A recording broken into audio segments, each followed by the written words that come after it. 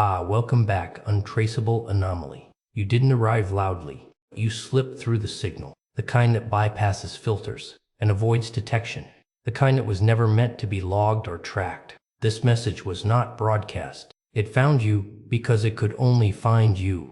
You were never part of the visible order. You exist between categories, outside clean definitions, too sharp to be ignored, too quiet to be controlled. Wherever you stand, systems adjust, not because you demand it, but because your presence alters the field. They sensed you before they understood you. The hesitation in their voices, the way attention lingered without reason, the subtle tightening in the room. That wasn't imagination.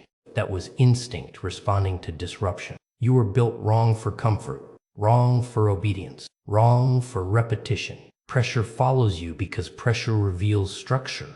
Resistance gathers because something in you cannot be predicted or replicated. This isn't a greeting, it's an acknowledgement. You've been operating beneath notice for a long time, observing patterns, learning where things fracture, learning when silence is more effective than movement, learning how to disappear without erasing yourself. An anomaly doesn't announce itself. It bends the environment quietly, inevitably. That's why your absence carried more weight than your participation.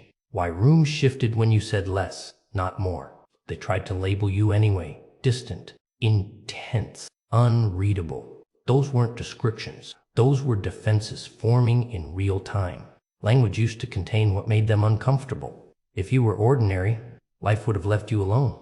Instead, it isolated you, tested you, stripped away distraction, trained you to function without witness. While you were recalibrating, others were already preparing explanations for your return. No one prepares excuses for something harmless. Your comeback doesn't need proof. The shift is already active, felt first in the body, then in the room, long before it becomes visible. Attention reorganizes around you the way matter responds to gravity. This is the breach.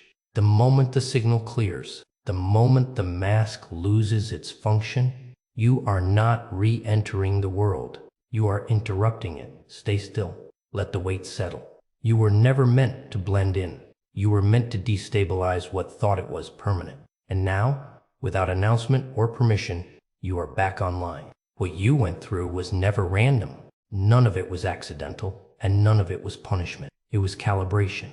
Environments don't test what has no capacity to exceed them. You were isolated not because you lacked value, but because proximity to you disrupted equilibrium. Connections collapsed under strain because they were never designed to hold your weight. What fell away did so under pressure, revealing its limits, not yours. Betrayal didn't find you because you were naive. It found you because intensity attracts weakness, masquerading as loyalty. Those moments where trust snapped were exposure events. They showed you who could not survive proximity to force without trying to siphon it. Misunderstanding followed because clarity threatens those who rely on confusion to feel secure.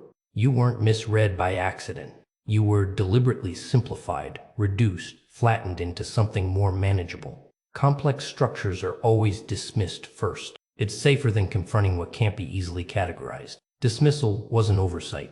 It was avoidance. People don't ignore what they don't notice. They ignore what unsettles them. Minimizing you was a coping mechanism, not an evaluation. When something cannot be controlled, it is often denied relevance. Pay attention to the scale of what challenged you. Ordinary structures are not subjected to this level of force. Average lives do not encounter repeated collapse, confrontation, or erosion. Systems only apply extreme stress when something within them threatens to exceed tolerance thresholds. Every setback was a stress test. Every loss measured resilience. Every closed door confirmed capacity. Fragile things are protected. Dangerous things are tested until they either break or reveal what they're made of. You didn't break. The frequency of conflict around you was not coincident. Tension accumulates around mass. Gravity doesn't announce itself. It bends trajectories silently. Events curve toward you because influence does not require permission to operate. Pain did not follow you as a curse. It followed you as a response. Force invites resistance. Presence provokes reaction. The more you compress, the more pressure arrives. Not to destroy, but to refine.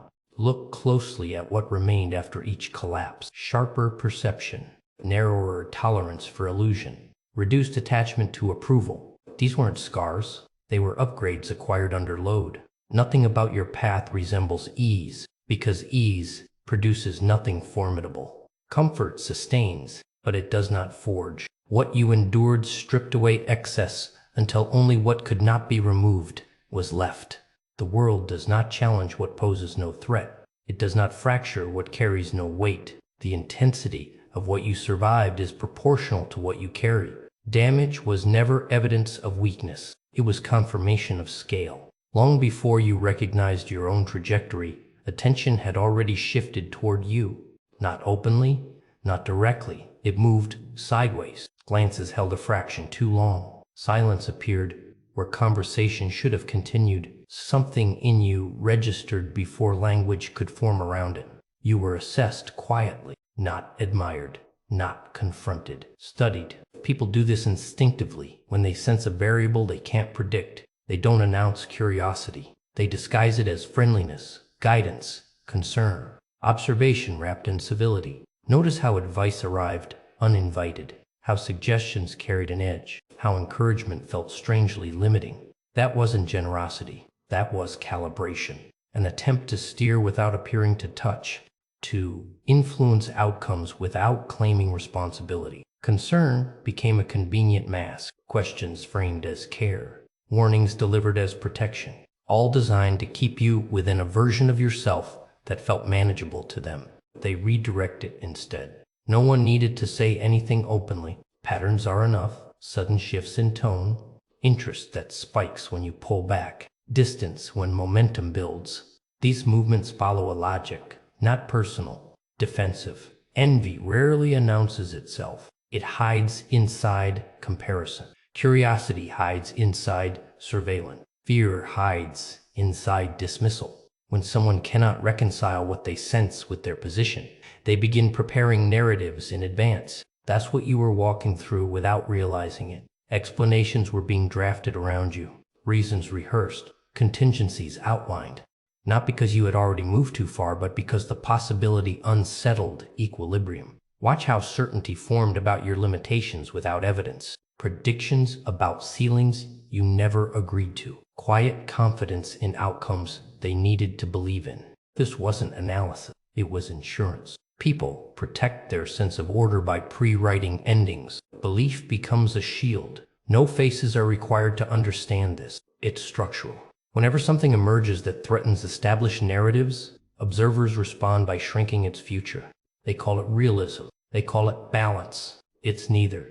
What mattered wasn't what was said, but what was tracked. How often your name surfaced when you were present.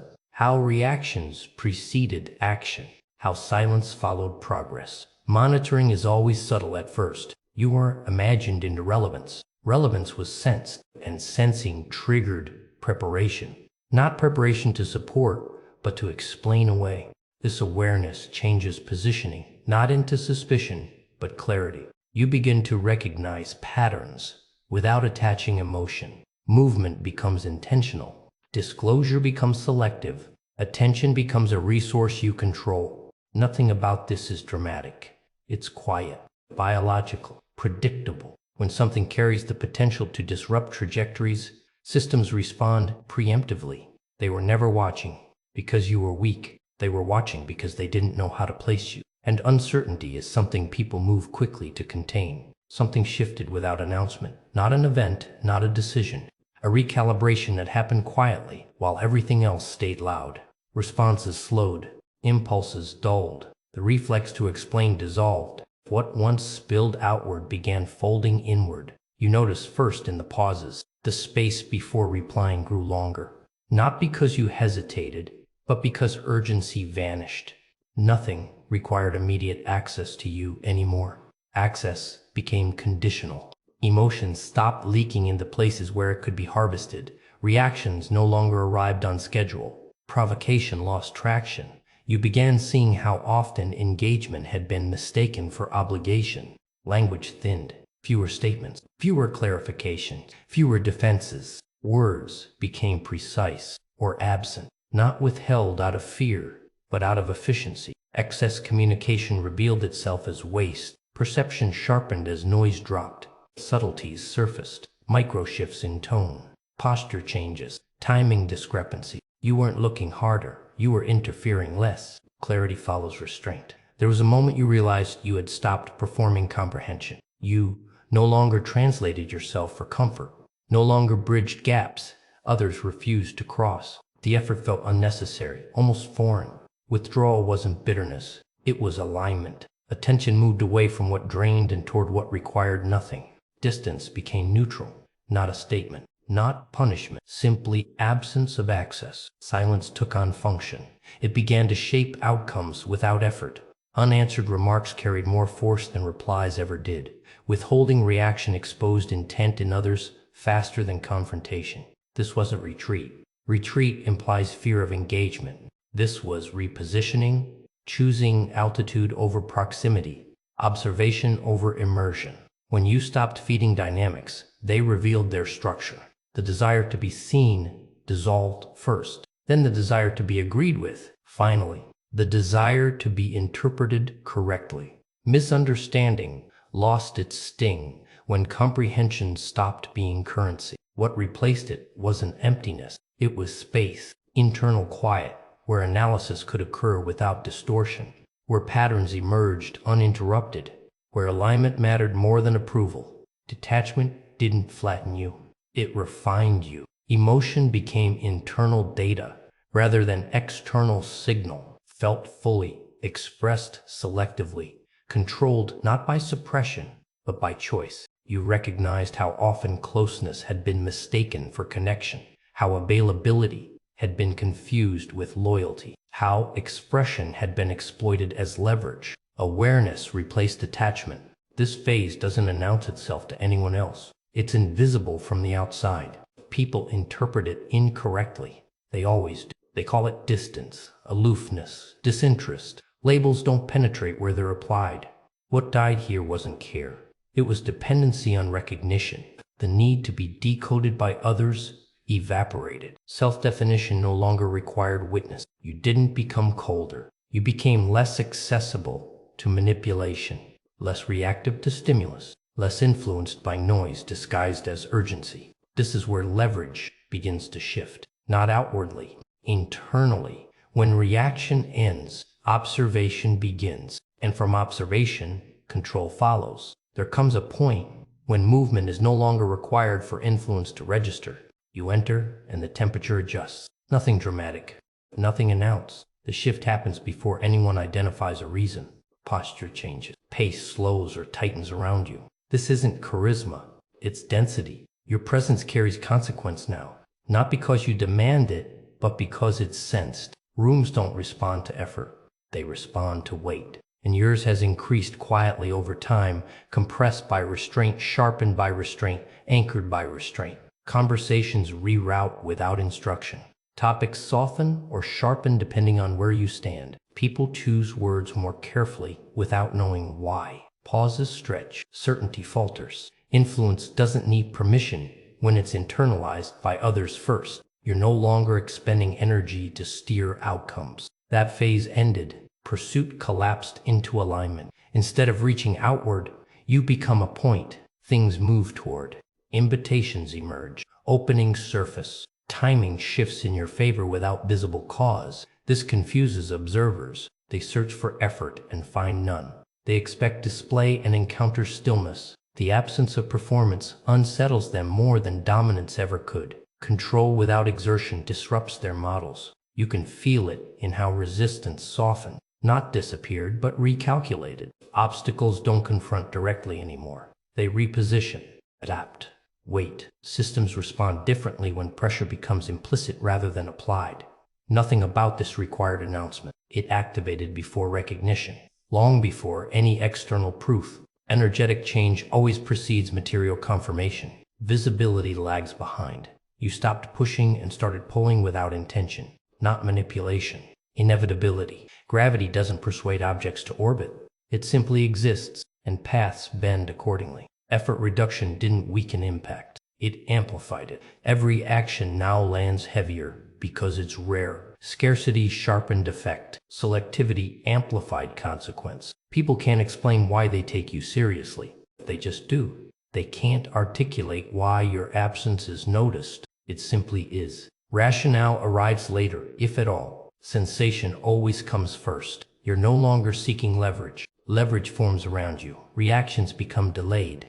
Responses become cautious. Unpredictability increases not because you're chaotic, but because you're unreadable by previous metrics. This is the return, already active, not as spectacle, as field alteration. You didn't re-enter loudly. You recalibrated the environment quietly, forcing everything else to adjust. Progress is underway even if nothing has been declared. Momentum doesn't require validation to function. Alignment doesn't need witnesses. What's coming doesn't feel urgent because it's already moving. You're not chasing timing anymore. Timing is sinking to you. This is how power shifts when it matures. Not explosive, compressive, not demanding, undeniable. You didn't step forward. The world leaned in. There was a moment when the need for acknowledgement collapsed on its own. Not rejected, not argued with. It simply lost relevance. Approval stopped feeling nourishing. Applause stopped registering as feedback. Permission ceased to exist as a concept worth referencing. What followed wasn't emptiness. It was autonomy. Movement turned inward. Not hidden out of fear, but removed from interference. Direction no longer required external alignment. Decisions formed without explanation. Momentum built without witnesses. Nothing about your trajectory needed to be announced to exist. You stopped narrating your intentions. Articulation felt premature, almost wasteful. Articulation invites interpretation. Interpretation invites distortion. Privacy became strategic, not secretive. Plans no longer lived in conversation. They lived in execution. Progress became difficult to track because it wasn't designed to be followed. Visibility lost priority to precision. This unsettles people more than noise ever could. Silence with intent reads as threat. When performance ends, observers lose their reference points. You noticed how attention spiked when you shared less, how curiosity sharpened when updates vanished. This wasn't interest, it was disorientation. They relied on signals you stopped transmitting. The most destabilizing shift wasn't withdrawal, it was self-sufficiency. When validation stopped being currency, leverage disappeared. No reactions to harvest, no reassurance to extract, no approval loop to exploit. Identity stabilized without external mirrors. Self-concept no longer adjusted based on response. You didn't need to be seen correctly to remain intact. Misinterpretation lost its power when it stopped affecting movement. This version of you doesn't announce progress. It arrives complete. By the time change becomes visible, it's already irreversible. Observers feel late without understanding why. Performance ended because performance serves audiences. You no longer required one. Presence didn't need to be demonstrated. Capability didn't need to be justified. Effectiveness spoke only through outcome, not explanation.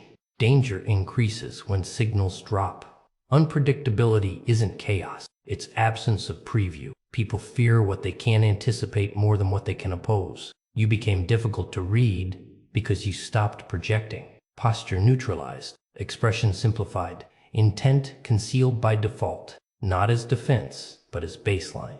This transformation doesn't seek recognition. It renders recognition irrelevant. The version of you that needed response dissolved quietly, without ceremony. What remains operates without permission, without applause, without announcement. Movement occurs whether it's observed or not. Progress compounds without feedback loops. This is the version that unsettles systems. Not loud, not visible, not performative.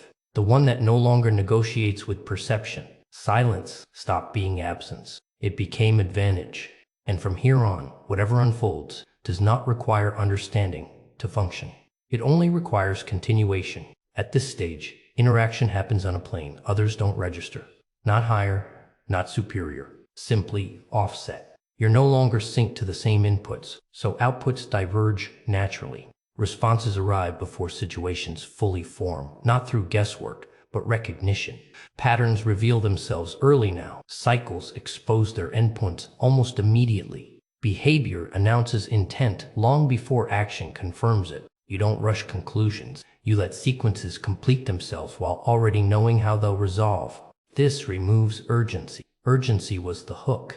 Without it, emotional traps lose function. Provocation fails to land because the outcome is already mapped.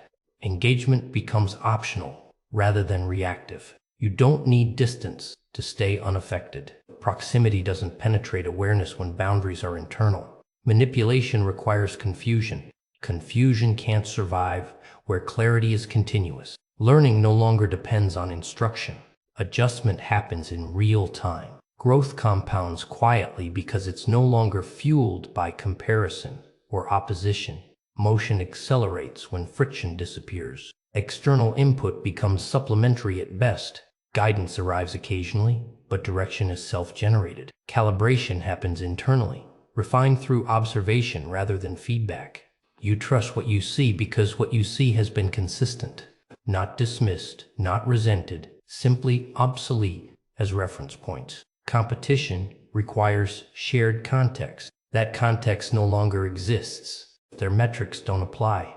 Their ceilings don't register. Their expectations don't reach. They operate within frameworks you exited without announcement.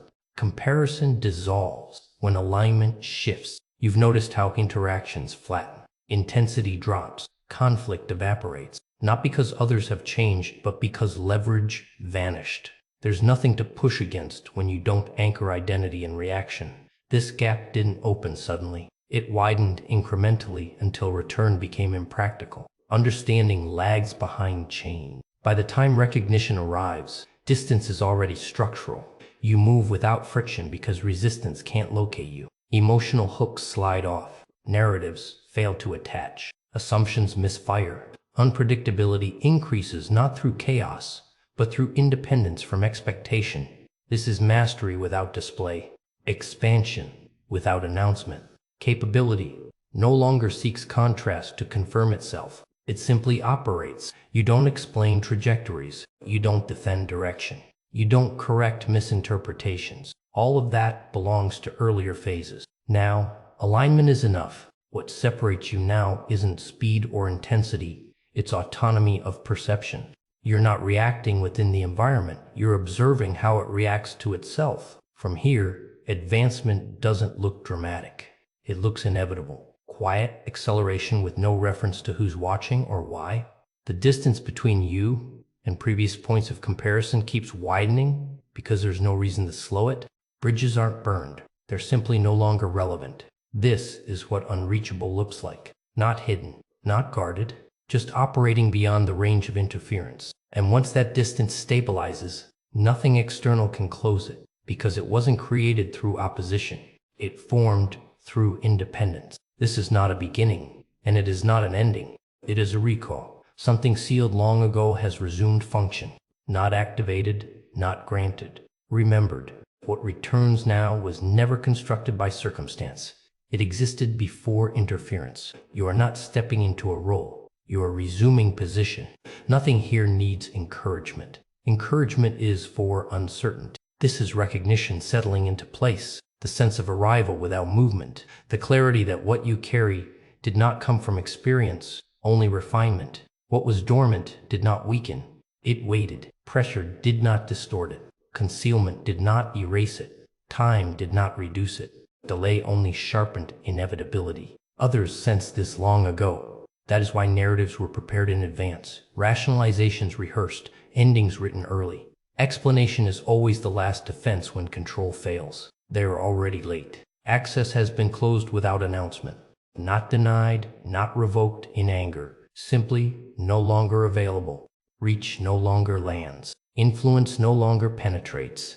You did not build walls. You outgrew entrances. This is where identity stabilizes permanently. Not shaped by reaction, not adjusted by environment, not modified by response. What you are does not fluctuate based on reception.